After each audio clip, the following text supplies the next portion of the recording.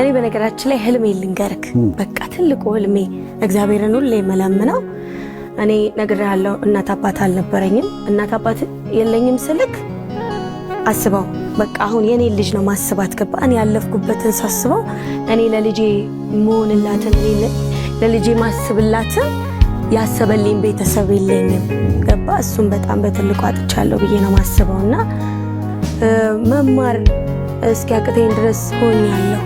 እና እንደውም አንድ አጋጣሚ ነገር በጣም በልጅነቴ ትምህርት ቤት መግባት አቅቶኝ ከፈረንሳይ ሀገር የመጡ ፈረንጆች ነበሩ እና እነሱ እየከፈሉ እኔን የሚያስተምሩበት አጋጣሚ ነበረ እነሱ ናቸው ያስተማሩ ለአንድ ለ4 ዓመት ለ5 ዓመት አካባቢ እንዳልኩ ህፃናት ቲያትር እስከምገባ ድረስና አውቀዋለሁ ስሜቱን ህመሙን አውቀዋለሁ በጣም ከባድ ነው እምልህ ነገር ልጄን እያሰብኩ ነው ማወራክ እና ምሽ ብለካልከኝ እግዚአብሔር ቢያሳካልኝ ትልቅ በቃ ሁሉም ልጆች የሚማሩበት የነጻ ትምህርት ቤት ቢኖረኝ በጣም ደስ ይለኛል መመከብ ብችል ልጆችን እናት አባት የሌላቸውን